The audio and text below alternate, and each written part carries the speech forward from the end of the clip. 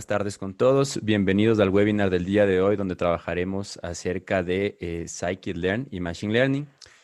Mi nombre es Eduardo Marín, yo soy director académico de Handitech Academy. Handitech Academy es una iniciativa empresarial que tiene como objetivo principal el promover el conocimiento en cuanto a ciencia de datos, y como parte de esta iniciativa empresarial que les comentamos, tenemos nosotros nuestro producto de capacitación en línea que se denomina DataBits, del cual ya les hablaré en un momento al final de este webinar.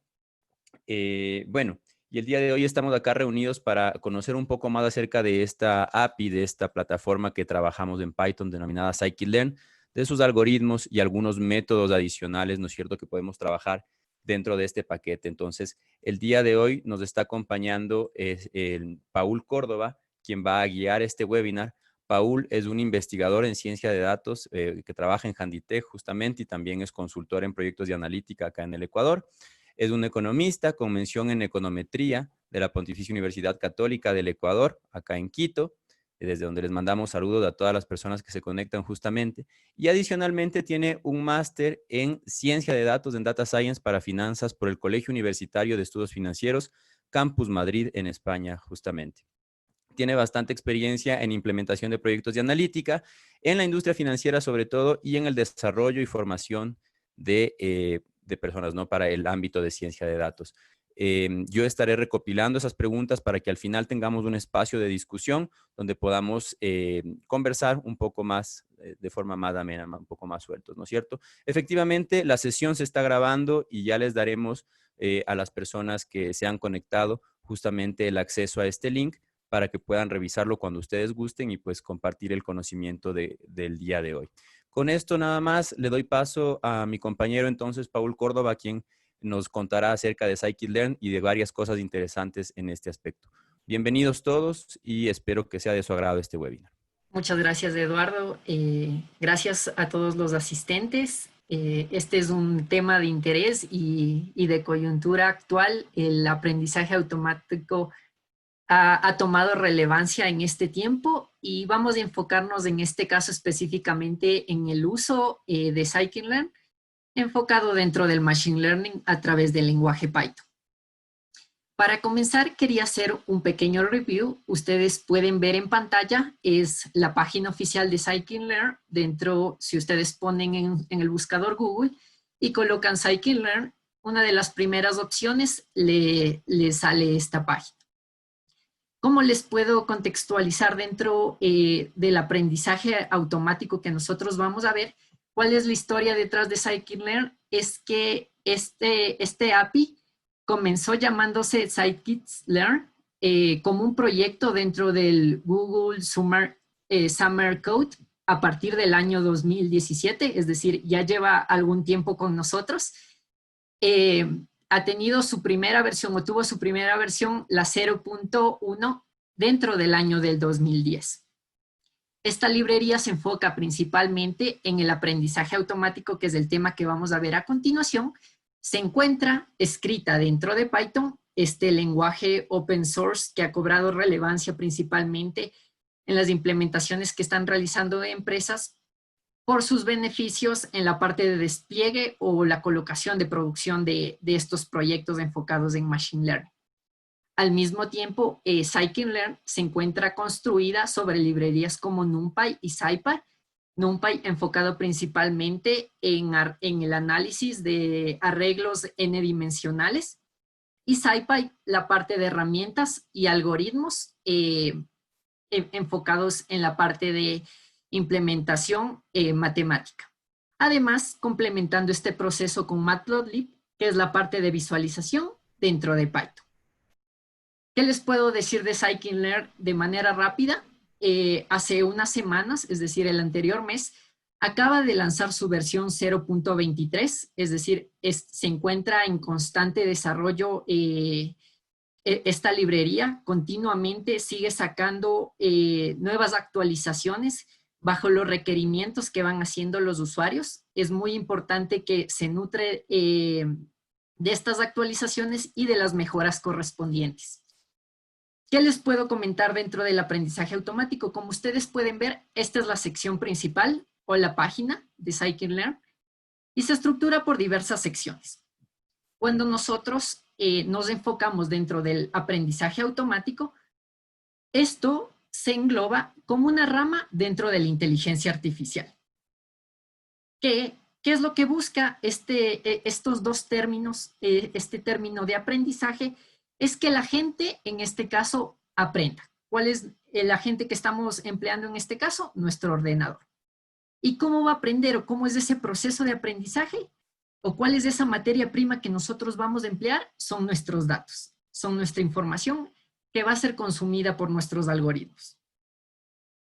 ¿En qué se enfoca principalmente el aprendizaje automático? Es en realizar predicciones. Tiene un enfoque principalmente predictivo. ¿Y cómo lo hace? ¿O qué opera bajo el análisis de datos que hace? Busca el reconocimiento de patrones en los mismos. Cuando nosotros tratamos de identificar las subsecciones dentro del aprendizaje automático, tenemos tipos de aprendizaje.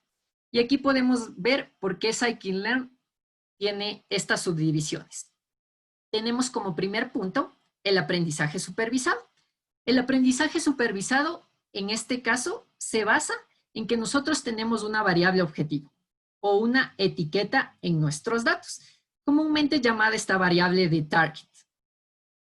Cuando nosotros nos enfocamos dentro de este aprendizaje supervisado, podemos tener dos enfoques. El enfoque de clasificación, como podemos ver aquí, o el enfoque de regresión. Y este dependerá del tipo de la variable target que nosotros estemos analizando. Comúnmente en problemas de clasificación son variables categóricas. Entonces, nosotros tenemos categorías de determinados objetos. Scikit-Learn nos dice posibles aplicaciones, como por ejemplo, la detección de un email cuando es spam. Puede ser si es spam o no es spam. En este caso, es de esta categoría. Comúnmente, dentro de la parte de clasificación, se ha dado mucha relevancia a la parte del reconocimiento de imágenes y ha cobrado mucha relevancia en la actualidad. Esto ha permitido o ha enfocado los esfuerzos de la gran parte de librerías desarrolladas dentro de Python a tratar de resolver estos problemas y realizar la mejor predicción con respecto al reconocimiento de imágenes que se pueden realizar. Además, o dentro de los problemas que se puede abordar dentro del aprendizaje supervisado, tenemos el aspecto de regresión. Y esta hace referencia a cuando nosotros tenemos nuestra variable target y es una variable numérica de tipo continuo. En este caso, comúnmente, las aplicaciones se pueden centrar, por ejemplo, en la predicción de precios en el caso de acciones. Pueden ser precios también en el caso de viviendas o alquileres, como vamos a ver en el ejemplo que vamos a ver a continuación. Determinando, además, los algoritmos que podríamos usar dentro de Scikit-Learn.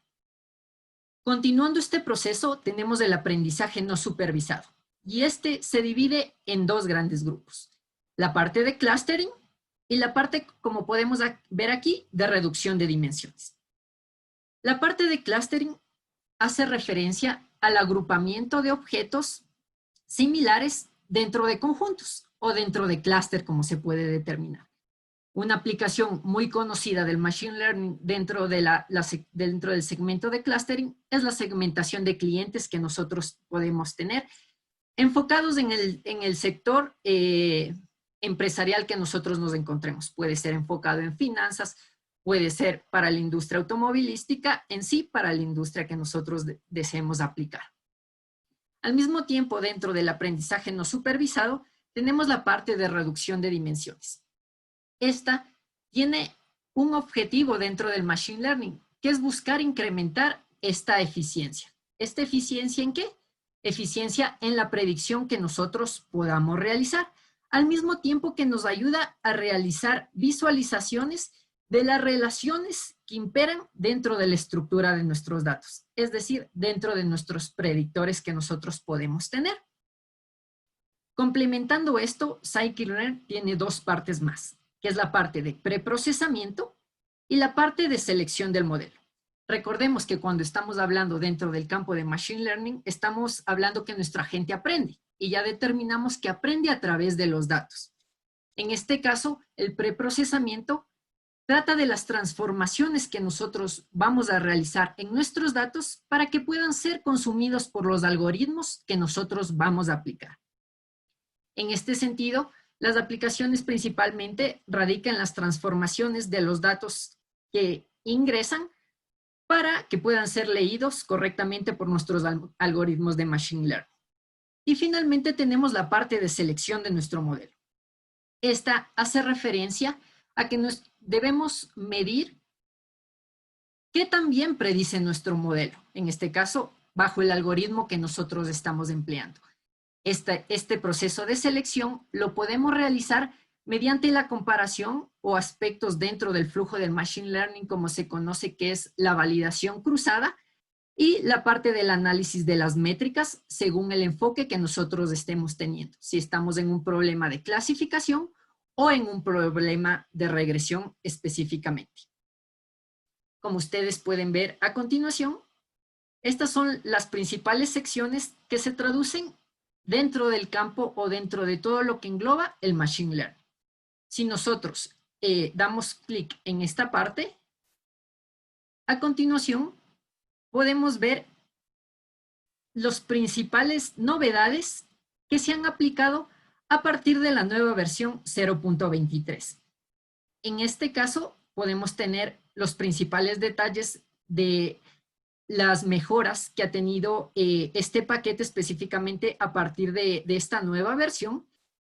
Y si quieren un detalle mayor, precisamente podemos ir a esta sección dando clic en Release Notes, donde se detalla de manera precisa cada uno de los cambios que fueron aplicados. Si ustedes se consultan tal vez las mejoras que hubo de una versión a otra.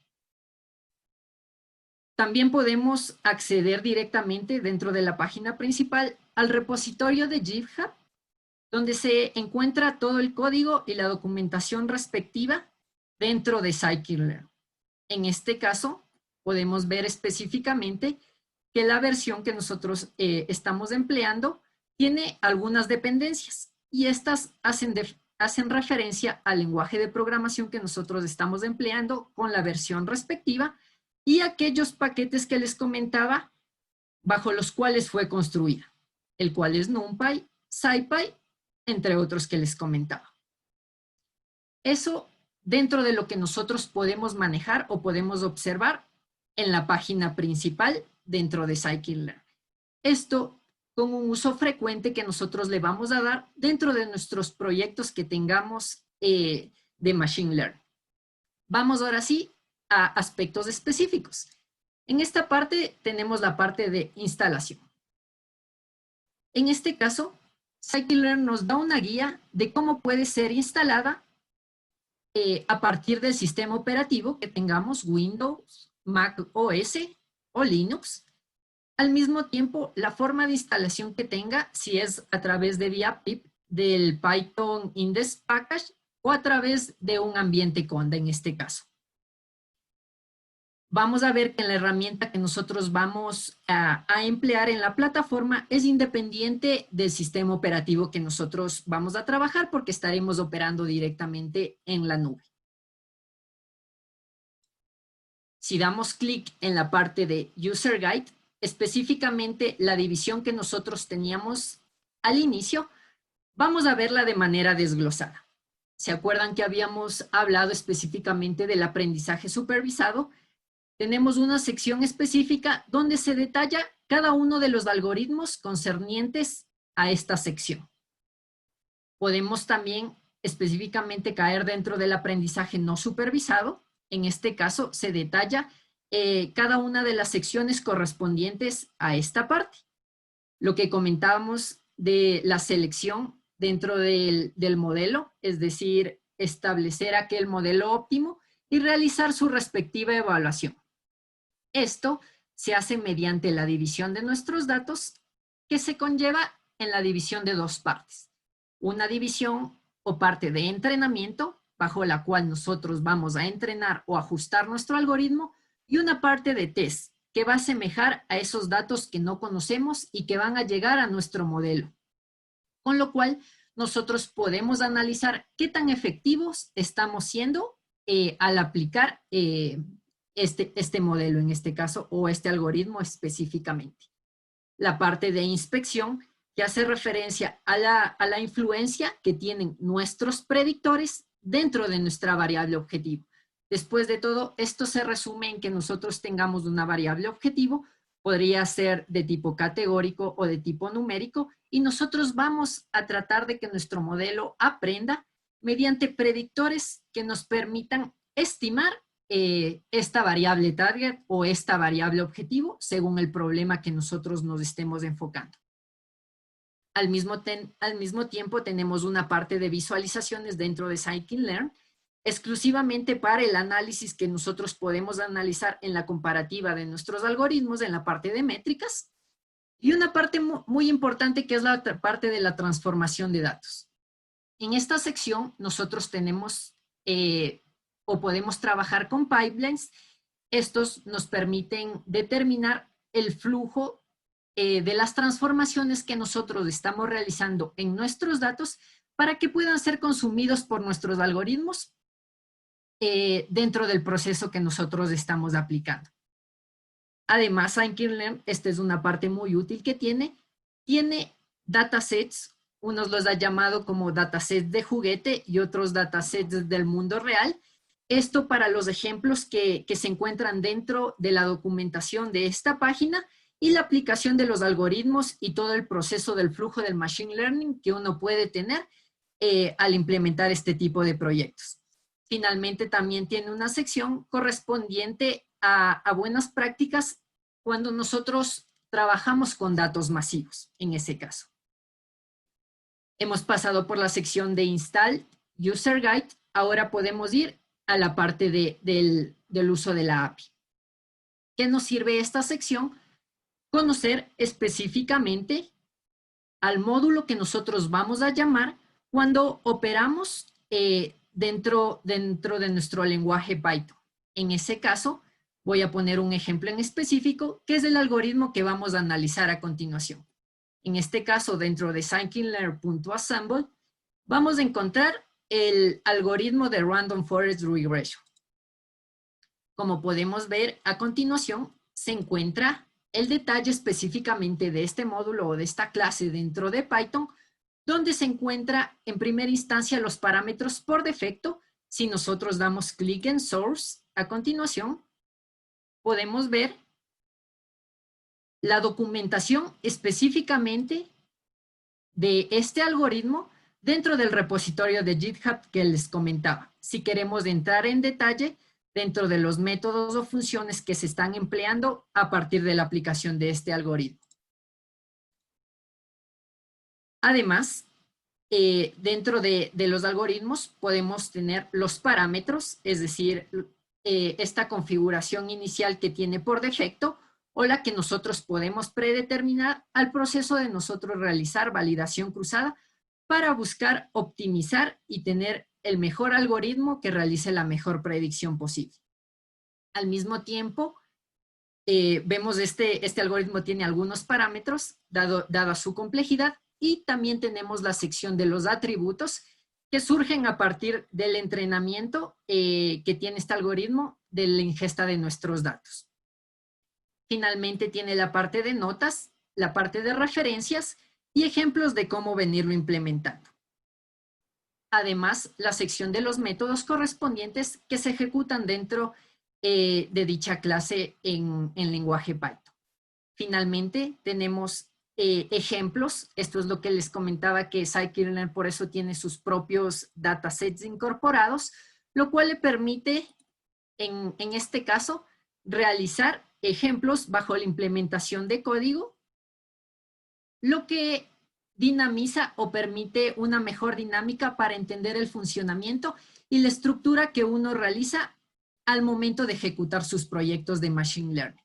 En este caso colocan el código relacionado y principalmente Scikit-Learn trata de hacerlo muy dinámico al colocar imágenes relacionadas en este caso. Finalmente, para ir cerrando, dentro de la parte que nosotros podemos examinar de Scikit-Learn, estos ejemplos de manera específica en la parte de, o en la sección de examples lo podemos tener de manera global bajo temáticas y podemos analizar cómo podemos ir implementando código. Tenemos un ejemplo dentro de la plataforma Scikit-Learn.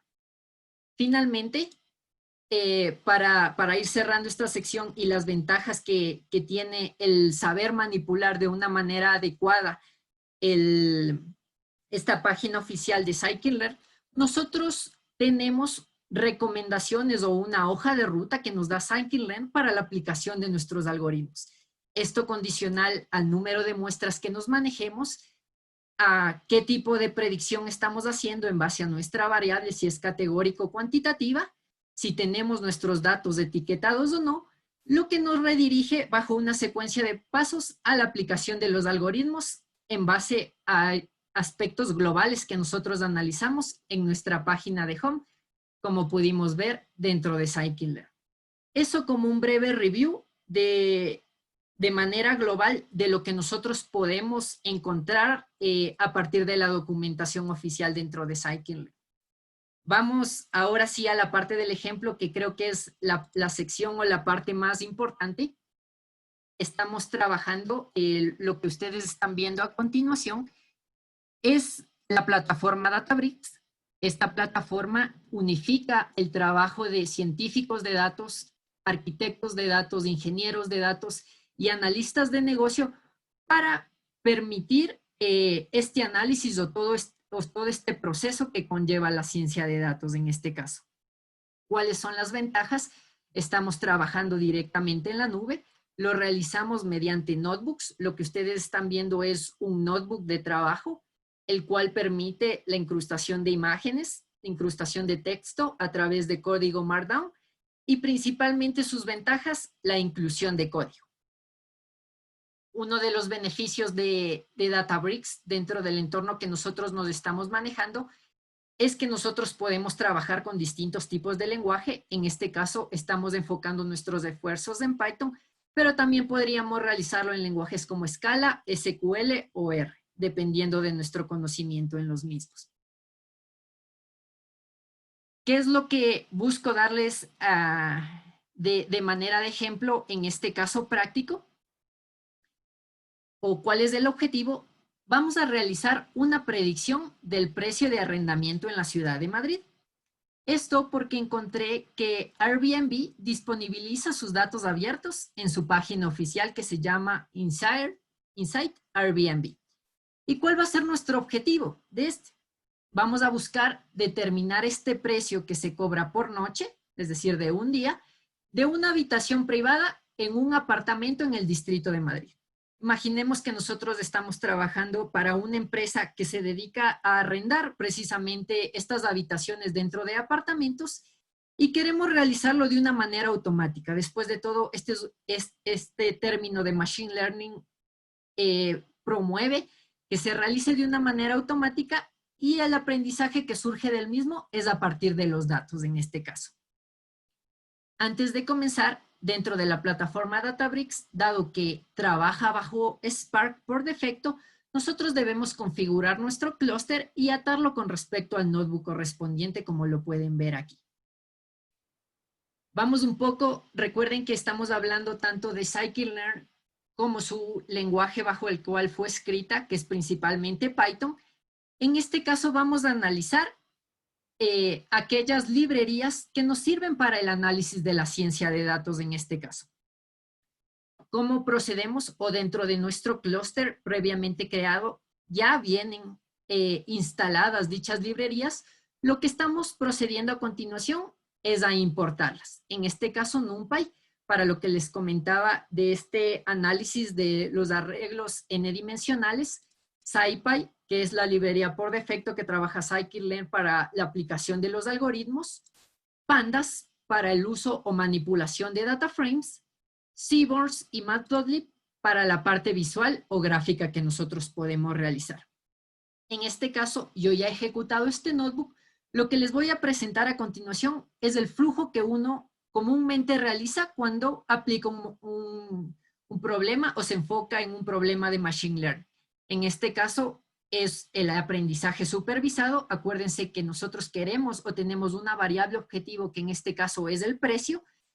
Dado que es una variable numérica continua, vamos a enfocarnos en la parte de regresión exclusivamente si hacemos símil con lo que veníamos analizando previamente. Procedemos a comprobar las versiones tanto de Python como de nuestras librerías o nuestros paquetes en este caso, que es lo principalmente que podemos fijarnos, es que scikit-learn vamos a operar con la última versión o con la última actualización. Posterior a ello, la parte de las APIs que yo les comentaba que era muy importante dentro de scikit-learn es la que nos permite llamar a las secciones que nosotros vamos a tener dentro de nuestro flujo de Machine Learning en este caso. Dentro de scikit-learn Model Selection, nosotros vamos a llamar a Train Test Split, que es la parte que nos va a permitir dividir a nuestros datos de entrenamiento y a nuestros datos de test. En este caso, los de entrenamiento vamos a ajustar nuestro algoritmo y los datos de test vamos a realizarlo para la parte de la evaluación, de qué tan bien realiza nuestra predicción. En la parte de scikit-learn Python podemos llamar a Python específicamente para este flujo que nosotros podemos realizar dentro de las transformaciones que vamos a realizar en nuestros datos para que puedan ser consumidos por nuestros algoritmos de Machine Learning. Y esto complementado con Column Transform. Dentro del preprocesamiento que nosotros podemos hacer, podemos llamar a Simple Imputer para imputar aquellos valores faltantes. En la parte de procesamiento podemos optar por la estandarización de nuestros predictores, dado que se pueden encontrar en diversos tipos de mediciones. Y One-Hot Encoder, que se emplea principalmente en variables categóricas, cuando uno quiere transformarlas a variable tipo dummy para que puedan ser consumidas por nuestros algoritmos. Llamamos específicamente en este caso al algoritmo que nosotros vimos la documentación dentro de scikit-learn, que hace referencia a Random Forest Regressor.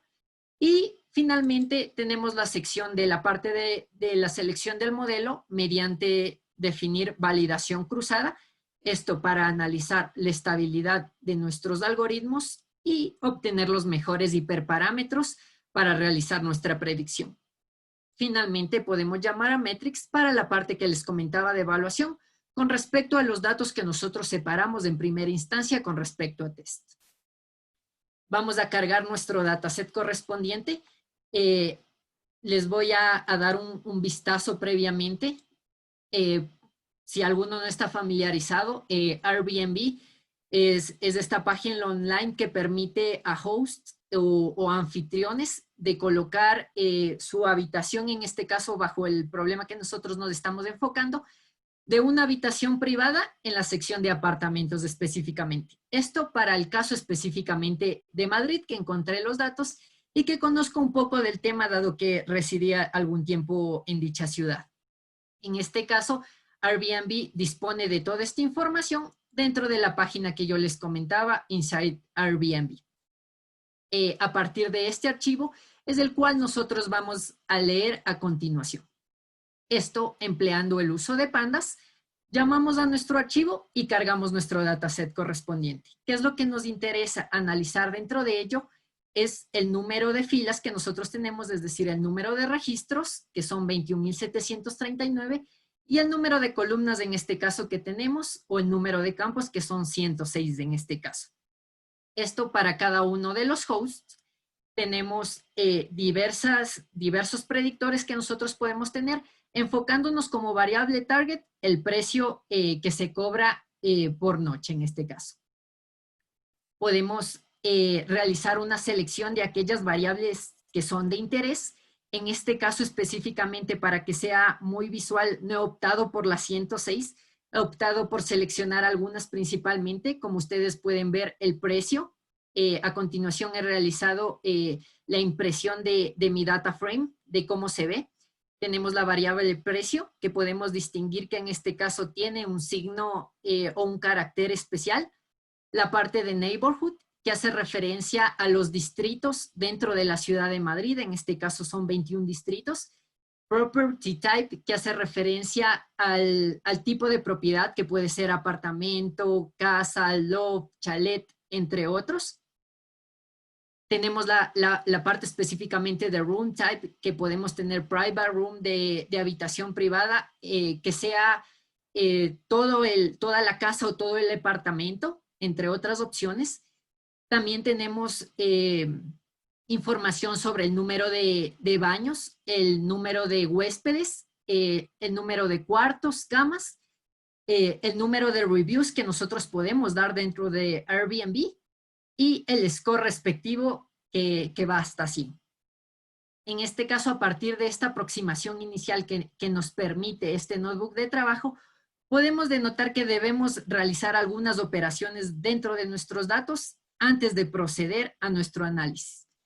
Una de las principales es que al momento de nosotros operar sobre nuestra variable objetivo es tipo object, en este caso que hace referencia a un string de determinada longitud. Esto por el carácter especial, lo cual nosotros debemos operar bajo el lenguaje Python para limpiar nuestros datos, depurarlos y realizar el análisis correspondiente de los mismos.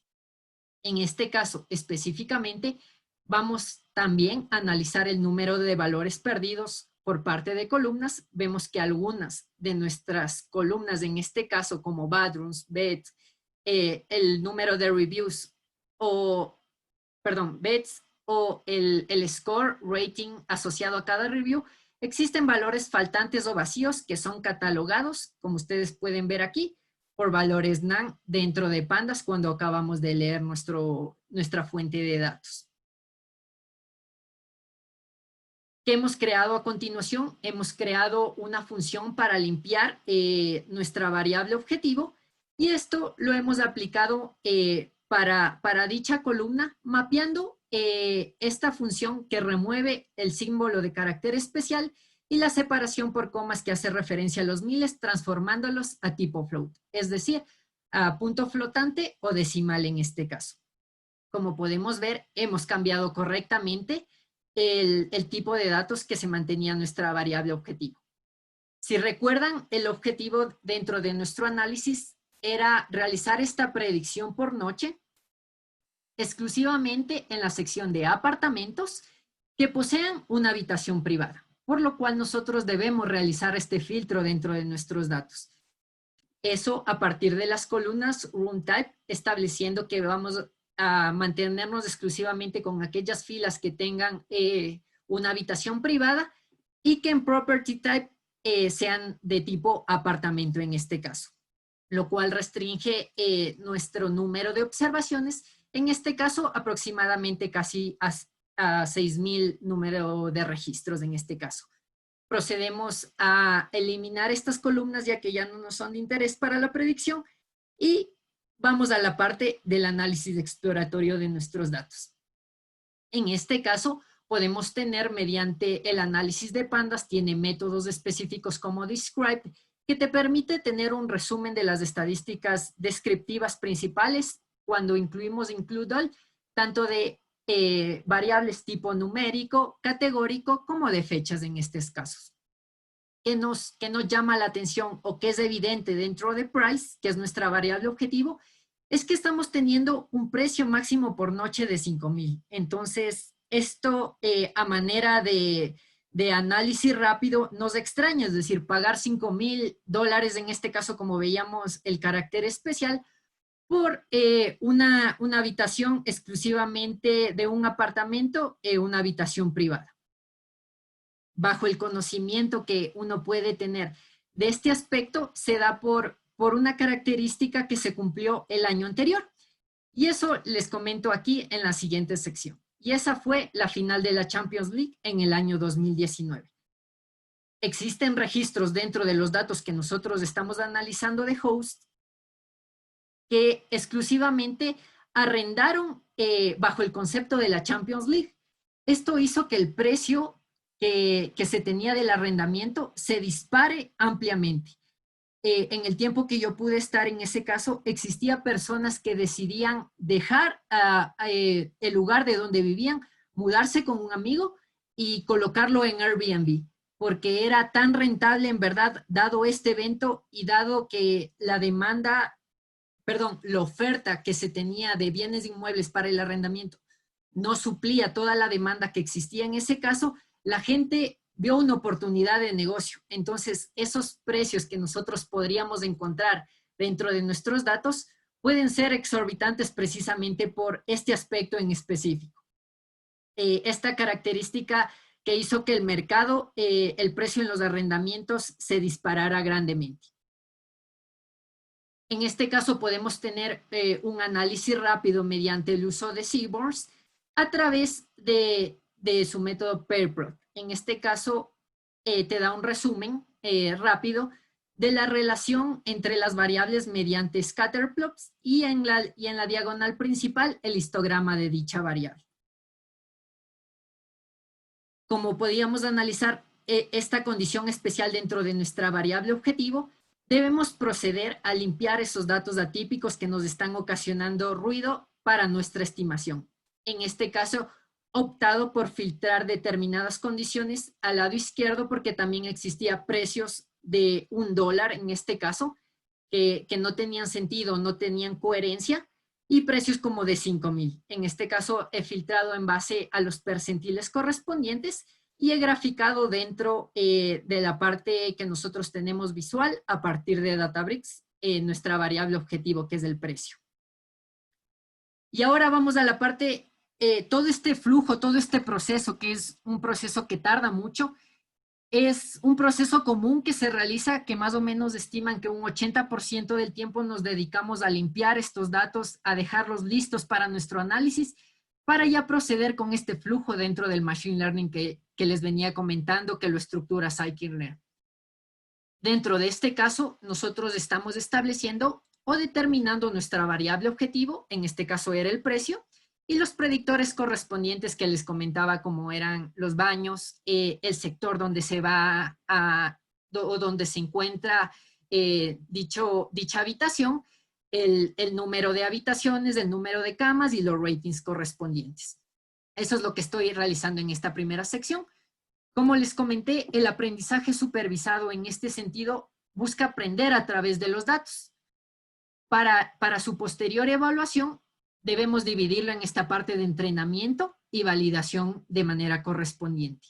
En este caso, destinamos que un 80% de los registros se vayan a mi parte de entrenamiento y un 20% a mi parte de validación, que la voy a examinar al analizar las métricas respectivas.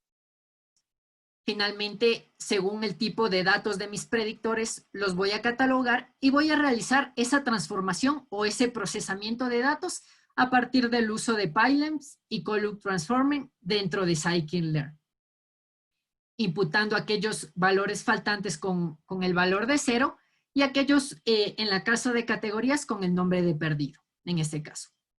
Aplico dicho proceso en la parte de preprocesamiento de mis datos y finalmente, en la sección de pipelines, una novedad que se encuentra dentro de Scikit-Learn 0.23 es que este diagrama, es decir, esta imagen, ya es un código HTML que nos permite de manera visual entender el proceso que nosotros hemos venido realizando en el preprocesamiento de nuestros datos. Aquí, esta parte es importante señalar que nosotros estamos llamando específicamente a nuestro algoritmo, estamos llamándolo con los parámetros por defecto en este caso, y procedemos mediante lo que les venía comentando dentro del campo de validación cruzada, a analizar o determinar aquellos hiperparámetros que nos permiten mejorar nuestra predicción en este caso. Lo he evaluado en este caso y podemos, a través de la impresión del mismo, evaluar esta validación cruzada, es decir, estas posibles combinaciones de hiperparámetros medidas a través o analizadas de métricas en las cuales nos da cuál sería la mejor combinación para aplicarla dentro de nuestro algoritmo. Finalmente, bajo la lógica que nosotros obtuvimos nuestros mejores hiperparámetros, procedemos a la parte de la estimación con nuestro algoritmo optimizado en este caso, la parte de predicción con respecto a esos datos de test que asumimos que son esos datos que en verdad no conocemos, pero hacemos un símil con estos datos de test y procedemos a realizar el análisis de nuestras métricas respectivas. En este caso, exclusivamente en la parte de regresión específicamente, podemos analizar la métrica que es el error cuadrático medio o conocida como RMCE, que en sí es la diferencia de nuestro valor real con respecto a la predicción que nosotros realizamos. Realizamos el promedio para analizar de manera global el error que nosotros estamos analizando, y dado que nosotros elevamos al cuadrado esas diferencias, nosotros procedemos a sacar la raíz para que este análisis sea en las unidades de medidas correspondientes. Es decir, el error que estamos cayendo dentro de la predicción enfocado exclusivamente en estas habitaciones privadas para apartamentos es de $16 en este caso. Me he separado y he realizado, como ustedes pueden ver aquí sería la comparativa. El test hace referencia al valor real y el predict hace referencia a la predicción que está realizando mi modelo. Vemos que en algunos casos está muy cercana, mientras que en otros sí se encuentra lejana. Si lo analizamos de manera gráfica a través de la herramienta Databricks, nosotros podemos ver que en gran parte a partir de 60, que haría referencia al precio, podemos coincidir bastante, pero en aquellos precios extremadamente elevados, estamos cayendo en errores, es decir, no estamos prediciendo correctamente. Esto limitado a los predictores que nosotros estamos empleando, como ustedes podrán analizar dentro de los datos de Airbnb, existen otras condiciones aparte muy importantes para nuestro análisis que pueden ser, en este caso, los servicios que se encuentran, por ejemplo, si se dispone de televisión por cable, si tienes lavadora, entre muchas otras cosas que van a influir precisamente en el precio del arrendamiento. Además de otras condiciones como son la distancia que nosotros tenemos, por ejemplo, aspectos como la parada de metro más próxima, o aspectos como precisamente si está cerca de un parque, como puede ser en el caso de Madrid del Retiro, o un centro comercial, o el mismo centro de Madrid que tiene tantos atractivos turísticos que hacen que el precio precisamente crezca en base a dichas características. En este caso se puede hacer ese análisis, pero bajo esta lógica de solo mandarles este ejemplo, lo he hecho de esta forma de manera peculiar. Finalmente, para ir cerrando, recuerden, teníamos un objetivo. En este caso, asumamos que yo trabajo para una empresa que se dedica principalmente al alquiler de estas habitaciones privadas en estos apartamentos. Entonces me piden que bajo determinadas condiciones yo establezca el precio que debería arrendar, o si me pongo del otro lado, el precio que yo como arrendatario debería esperar que se me cobre bajo estas circunstancias. En este caso he creado un diccionario a partir de datos como el distrito, en este caso Chamberí específicamente, el número de baños, el número de huéspedes, el número de bedrooms o de cuartos, el número de camas igual a 1, y en este caso he asumido que no tenía los datos de los reviews y del rating.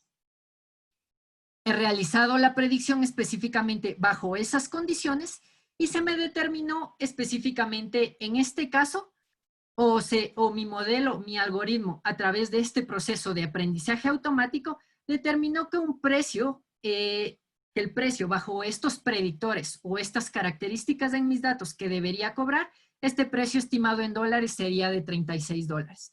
Yo podría ir mutando dichas características, que es lo que nosotros principalmente vamos a evaluar con respecto a nuevos datos que van a seguir entrando dentro de nuestro modelo, y evaluando esa estimación de precios bajo la lógica que se estableció en este problema de aprendizaje supervisado exclusivamente en la parte de regresión.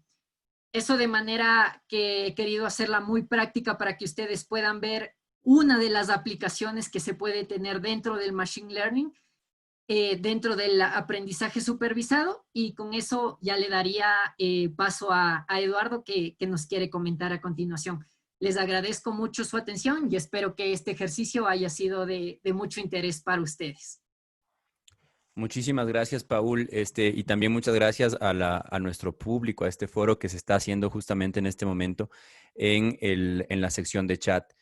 Vamos a tratar de responder a todas las preguntas que ustedes nos están planteando en este momento, y las preguntas que queden pendientes, obviamente no tenemos el tiempo de responderlas a todas en este espacio, pero les enviaremos un correo respondiéndoles de manera detallada las preguntas que ustedes hayan hecho y no se puedan compartir, no se pueden responder en este momento. No sé si, Paul, me ayudas para poder compartir yo la pantalla justamente.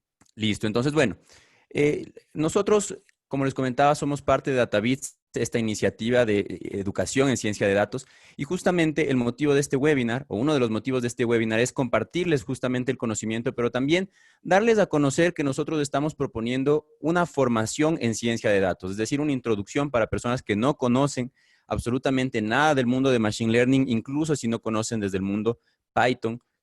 Estamos proponiendo esta formación, empezando pues justamente por algunas cosas que me parece interesantes comentar. Por ejemplo, nosotros trabajamos mucho con la industria, acá en Ecuador, con la industria financiera y otras industrias de retail, y nos hemos dado cuenta que una de las habilidades que las personas, los científicos de datos, no conocen en general es el manejo de ciertas herramientas esenciales, y por eso preparamos esta sección de introducción al curso, ¿no? Donde justamente explicamos qué es Databricks, cómo funciona, por qué corre en la nube, por qué es la tendencia que está marcando ahorita el ritmo en cuanto al desarrollo de modelos de ciencia de datos, y cómo las industrias lo están utilizando, herramientas como Slack, metodologías ágiles de comunicación, todo eso lo damos en esta primera parte del curso. Adicionalmente, trabajamos pues para personas que no tienen el conocimiento de Python y que obviamente quisieran implementar este tipo de modelos en sus industrias, pero no conocen el lenguaje de programación. Preparamos un curso introductorio también para Python. Y evidentemente también el tema de estadística para ciencia de datos. Sabemos que el no manejar conceptos estadísticos nos podría dificultar muchísimo este camino. Entonces tenemos también esta formación y vamos armando un camino. Aprendo el lenguaje de programación, aprendo acerca de estadística y cómo implementar algunas herramientas de estadística para luego dirigirme en 3 módulos a la parte de Machine Learning. Es decir, damos una importancia bastante fuerte al tema de modelización, pero sobre todo a los conceptos. Empezamos analizando los conceptos de Machine Learning, qué es, por ejemplo, la validación cruzada, qué es esto del train test split, cómo aprenden los algoritmos, ¿no es cierto? Y cómo buenas prácticas para poder manejar este tipo de modelos.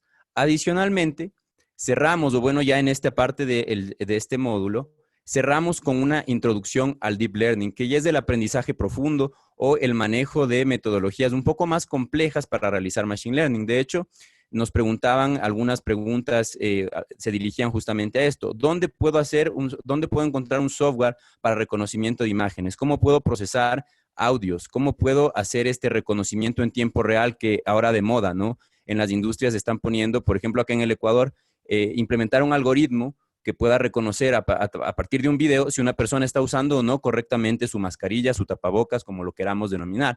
Esos temas los topamos en esta parte final, que es un poco más compleja y requiere pues de este conocimiento en temas de formación. Les invitamos entonces a que le echen un ojo también a este programa que les estamos proponiendo a las personas que quieran formarse justamente como científicos de datos, dar un primer paso. A los que quieran, ¿no es cierto?, añadir valor a su hoja de vida, pues les invitamos a que revisen este contenido. Y si ustedes ya tienen conocimiento de Python y quisieran tal vez solo un módulo, por ejemplo, el módulo de Machine Learning 3, el módulo de Deep Learning, también lo pueden hacer de manera individual. Les estaré compartiendo el link para el acceso a esta página, de forma que ustedes puedan ver los contenidos del curso, así como su descripción, y pues puedan tomar una decisión. Yo les invito mucho, mucho, mucho a que revisen esto y seguro les va a servir en el futuro para su formación. Con esto, comentarles que adicionalmente por haber participado en este webinar, ustedes van a recibir, adicional al descuento que ya está acá, que hemos hecho por el tema de pandemia, un descuento del 15% que les llegará por vía correo electrónico a más tardar el día de mañana a las personas que están participando. Con ese antecedente y bueno, invitándoles nuevamente a que revisen nuestra plataforma y se puedan formar como científicos de datos, dar estos primeros pasos, paso a la parte de preguntas y le devuelvo a Paul el control de la pantalla para que nos pueda justamente mostrar, ¿no es cierto?, lo que está haciendo. Permítame acá, simplemente voy a parar esto. Perfecto. Ahí está, Paul. Mientras tú te comunicas o mientras tú nos compartes la pantalla, yo voy a hacer algunas preguntas de las que nos han puesto acá. Y empezamos a partir de los datos. Nos comenta la gente y nos pregunta, ¿dónde conseguiste ese dataset y cuántos datos más o menos estuviste utilizando en este ejercicio de modelización? Perfecto. Justo estaba revisando algunas de las preguntas. Claro, el objetivo sería continuamente seguir practicando con estos datasets reales.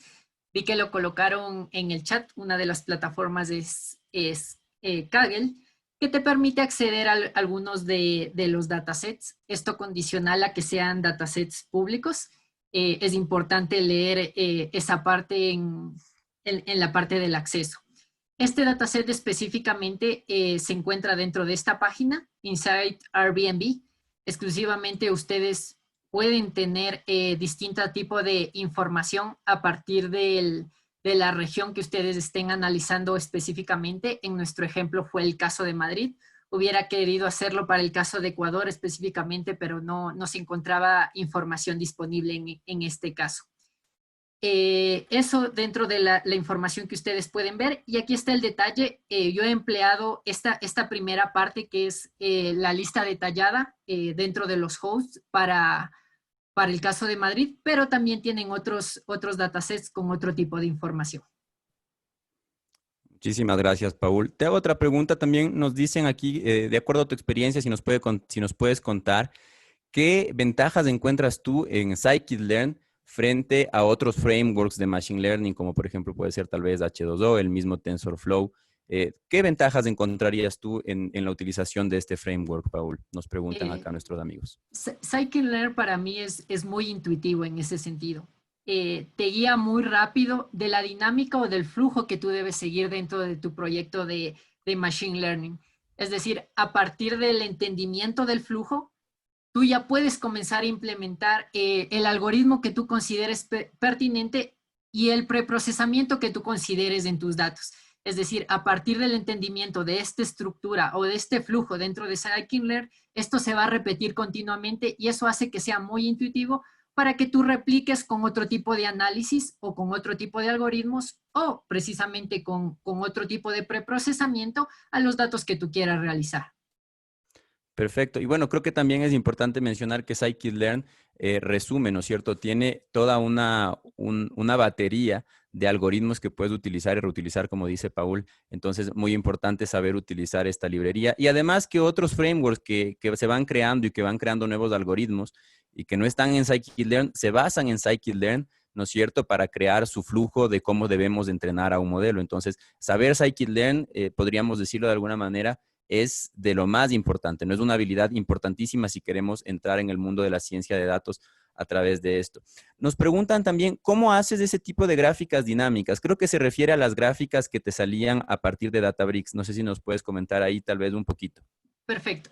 Databricks tiene la parte que nosotros podemos realizar las gráficas, específicamente trabajando dentro de data frames. En este caso, cuando nosotros colocamos display y el data frame dentro de nuestros paréntesis, podemos obtener la tabla de nuestros datos y al dar clic en la parte de imágenes y en la parte de plot options, nosotros podemos determinar el tipo de gráfico que nosotros queramos realizar, la agregación correspondiente y seleccionar el campo de las claves que nosotros queramos determinar, las agrupaciones y los valores correspondientes. Muchas gracias, Paul. También nos preguntan acá, dice, ¿qué pasa si yo, lo voy a parafrasear, no porque la pregunta es un poquito larga, pero nos dice, ¿qué pasa si yo utilicé un escalamiento, en este caso el min-max scaler para entrenar mi modelo y luego llegan otros datos, ¿no es cierto? O yo quiero sacar un output a partir de ese modelo. Si es que existe la posibilidad, nos preguntan, de luego transformar a los mismos o bajo los mismos parámetros a los datos. Creo que se refiere más bien al hecho de hacer la transformación inversa una vez que se ha hecho una primera transformación. No sé si nos puedes comentar al respecto, Pablo. Sí, precisamente se puede hacer esa transformación inversa. Tenemos dentro de Scikit-Learn ese proceso de si nosotros realizamos esta transformación previa para que sean consumidos nuestros datos y puedan ser leídos por nuestros algoritmos, podemos hacerlo de la manera contraria también. Efectivamente. Nos dicen acá sí, pero bueno, a ver, tal vez ahí sí lo puedes hacer como en un minuto, que nos queda poquísimo tiempo. Si es que podrías explicar así en breves rasgos cómo funciona el algoritmo de Random Forest, qué es lo que hace. Ya, perfecto. De manera muy rápida, como vimos, se encuentra dentro de Scikit-Learn Assemble, que busca agrupar, en este sentido, llamémosle algoritmos débiles. Estoy utilizando los términos muy rápido en este caso. En este caso, es un cúmulo de árboles. ¿Qué es un árbol de decisión? ¿En qué se fundamenta un árbol de decisión? En reglas. En reglas que dividen a nuestros datos. En este caso, ¿cuáles van a ser esas reglas de división? Los predictores que nosotros vamos a tener en consideración. Les pongo un ejemplo rápido, un árbol de decisión, por ejemplo, si ustedes han jugado tal vez ese juego que ustedes colocan palabras y tratan de que la otra persona adivine, esas reglas o determinadas son las que busca determinar el árbol de decisión bajo divisiones óptimas dentro de segmentos a partir de nuestros predictores. En ese caso, perdón, solo para ir cerrando, busca el Random Forest agregar cada uno de esos árboles, cada una de esas predicciones y consolidar bajo una métrica global, en este caso el promedio de las predicciones, en este caso, para obtener esa predicción en el precio. Muchas gracias, Paul. Creo que está bastante claro. Y vamos a seguir con dos preguntas más y vamos cerrando ya. Nos preguntan acá, dice, ¿el LSTM, el Long Short Term Memory, es una clase de red neuronal, o el Support Vector Regression, parte de las máquinas de soporte vectorial, o el Random Forest? ¿Cuál es el más usado? Creo que esta pregunta es muy importante porque hay esta perspectiva justo de que hay un algoritmo mejor que otro. No sé si nos puedes comentar al respecto, de acuerdo a tu experiencia, qué has Y encontrado. de acuerdo a mi experiencia, no hay un algoritmo mejor que otro, llamémoslo así. Cada uno tiene sus parámetros que pueden ser tuneados, llamémoslo así, pero está condicionado al tipo de datos que nosotros estemos analizando o a la estructura que se encuentra en esos datos. En ese caso, que es muy común, analizar diversos algoritmos y obtener cuál nos da la mejor predicción, es decir, obtener ese modelo campeón específicamente. Independiente, la velocidad de cómputo que nosotros tenemos en la actualidad nos permite realizar eso, evaluar distintos algoritmos y ver precisamente cuál es el que mejor se ajusta a nuestros datos y nos permite dar mejores predicciones. Perfecto. Nos preguntan acá, bueno, nos preguntan también el tema este de ¿por qué dice solo has tomado la división de train test y no esta otra forma de hacerlo que es con el validación, el set de validación? Perfecto. Cuando nosotros aplicamos la validación cruzada, en este caso, estamos aplicándola específicamente para nuestros datos de entrenamiento.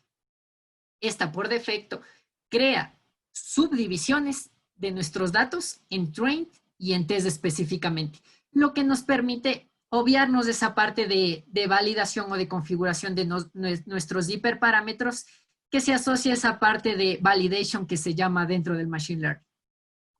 Efectivamente, cuando utilizamos nosotros la validación cruzada, se crea una especie de simulación donde se crean K-particiones de nuestros datos, y a esto es una técnica alternativa al set de validación. Creo que contestando con eso la pregunta.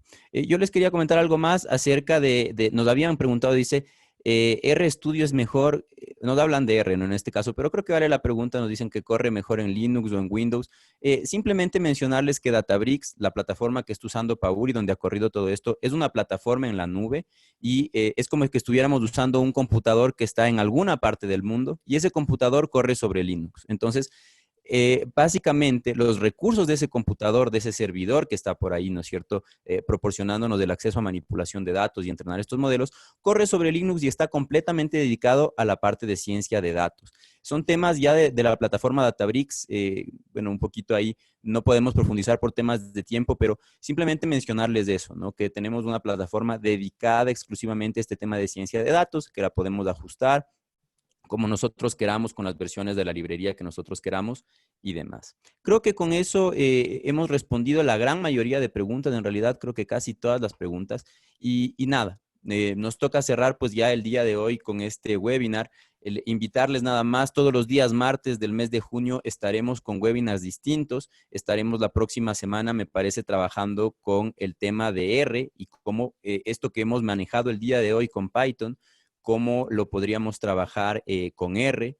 Entonces va a ser bastante importante trabajar ahí con el área de Data Science, pero desde la perspectiva de R. Les comento nada más que pueden seguirnos en Facebook como DataBits, también en nuestra página databits.ai. Ahí podrán ustedes encontrar información acerca de estos webinars. Tenemos webinars de R, luego tendremos un webinar exclusivamente dedicado a explicar esta plataforma Databricks. Justamente acá nos preguntan Databricks versus Google Colab. Yo ya les respondo Databricks de lejos por la facilidad, ¿no es cierto?, que nos permite al interactuar con datos. Tendremos otro webinar también hablando exclusivamente de Deep Learning, donde estaremos trabajando nosotros algunos algoritmos de reconocimiento de imágenes, clasificación de imágenes, entre otras cosas. Y cerraremos también con un tema de Power BI ya para la gente que está en el mundo de la visualización. Con ese antecedente, recuerden, estarán recibiendo ustedes el día de mañana un correo donde encontrarán más información acerca de lo que hemos conversado el día de hoy, información de dónde encontrar más webinars y pues les esperamos que sigamos en este proceso de compartir conocimiento entre todas las personas, en este caso, hermanados en Latinoamérica, gente de todo lado, tan lindo ver eso. Muchísimas gracias, una excelente noche para todos. Muchísimas gracias, Paul, y esperamos nos acompañen en un próximo webinar en la próxima semana, el día martes. En el correo encontrarán el link con el video y demás para que puedan tenerlo y puedan observarlo cuando ustedes gusten. Muchísimas gracias y que Muchas tengan buena gracias noche. igualmente con todos y espero que tengan una excelente noche.